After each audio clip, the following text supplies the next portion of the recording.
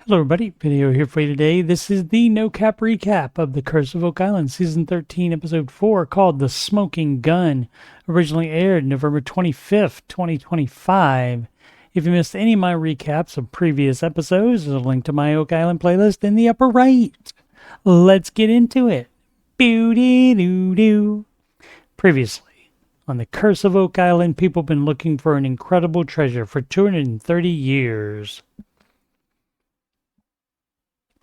The new borehole in the Money Pit area is F5.5, 7 feet away from F4, the borehole that has the highest level of precious metals in the water samples. All of these holes are fairly close together. It is also close to the underground collapse that happened in Season 13. On the western side of the swamp, Billy uncovers more stakes. Here's another that has 8 sides cut into it.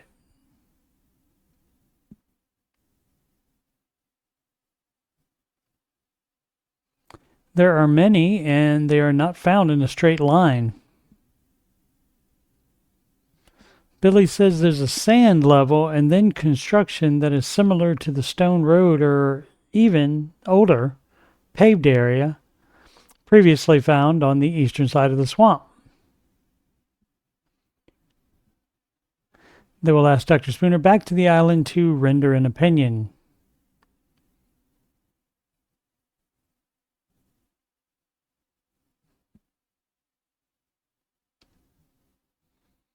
In the lab, Emma has finished analysis of the lead artifact Gary found on Lot 5 in the previous episode. It was found close to where the lead barter token was. That is an isotopic match to the lead cross Gary and Rick found in Smith's Cove many years ago. Emma says she thinks the markings are more from normal use rather than decoration. She also rules out the metals being locally sourced and that it has good potential for being 1700s or earlier. They will send it for laser ablation, which can determine age and exactly where the metals came from. In the case of the token and cross, the source is a Templar mine in southern France. Dr. Spooner arrives to check out the new area interest in the swamp. Rick explains that all of the cobble behind them came from the top of the new feature. Dr. Spooner says due to the rotting off the top, the stakes found would likely be from further back in time. He recommends digging around it to see if there is more to it. The current permit will not allow that, but a new one is already in the works. Gary and Rick head to Lot 5, east of where these Roman coins were found. They dated 1500 to 2000 years ago. Narrator Robert Clotworthy reminds us that Roman coins were used all over the world as everyday currency through the 1400s. The first find is this elongated piece of lead. The next find is what Gary thinks is part of a scissors handle. He looks for the other part of it and finds it. But upon trying to put them together, realizes that they go together like this and are a horse tack, part of a bridle. Laird will take it to the lab for research. Our narrator reminds us that Lot 5 has zero documentation or indication that it was ever used for farming or horse grazing.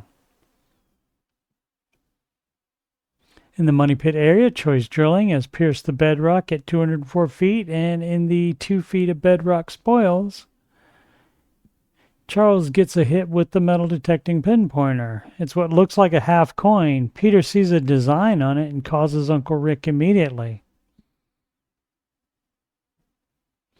Upon Rick and Scott's arrival, Scott identifies it as a button from a drill rod. Looking at the bright side, which is what one must do on Oak Island, Scott says it does reaffirm their theory that anything dense falls down to the solution channel / bedrock interface, and also proves that coins could do that. Terry says that they are directly below the Quezon TB1 location, so it could have come from the sonic drilling program before Quezon locations were decided upon.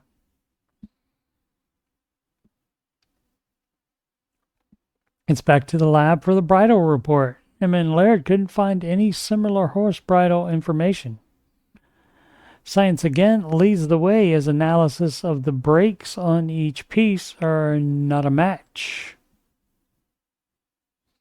Their conclusion is that it is indeed two handles off of the same pair of scissors, and the metallurgy is United Kingdom, 1700s, possibly late 1600s, and a book that Laird has says it's a mid-1600s design. Back at it on lot 5, Gary's eyes, instead of the metal detector, clock this circular stone feature that was apparently missed previously. He metal detects around it but gets no beeps. Upon being called, Laird shows up and says that the one rock standing up and it being in a circle is not natural, and the archaeologist will investigate it further. Since they are still awaiting the new permit for the new feature, Rick has Billy excavate an area 40 feet north of there that they do have a permit for, that would be in line with where they found stakes and cobble between the two tallest trees, to see if it continues that way.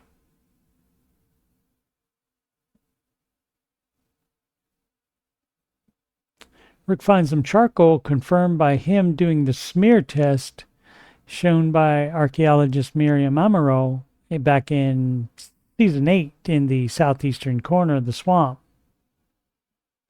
The charcoal found at that time is possibly Portuguese and dates to the 1500s. Gary gets a metallic signal from right next to this boulder. It's wrought iron, hollow in the bottom, and has a notch on the top. Gary suspects it to be part of a petronel, a single-shot firearm used by European militaries before the invention of the long-barrel musket in the mid-1600s. Gary says it could be a smoking gun, literally, if they can trace it to a particular country. Next time on an all-new The Curse of Oak Island, Season 13, Episode 5, called Keep On A-Rockin'. Synopsis reads, after a find in the swamp proves to be at least 500 years old.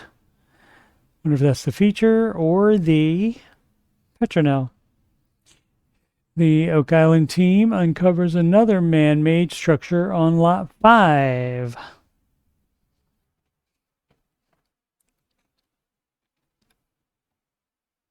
Recaps of all the aired shows from every season except the last episode of Season 8 are in my Oak Island playlist. I will be recapping new episodes as they air from now, November 2025 to May 2026. That playlist is linked at the end of this video. I'll also be putting out retro recaps of the Secret of Skinwalker Ranch, Seasons 2 through 4. Seasons 1, 5, 6, and the first 5 episodes of Season 2 are already done and are in the Skinwalker Ranch playlist. Thank you so much for watching. Please subscribe, like, and comment. Sempre avanti.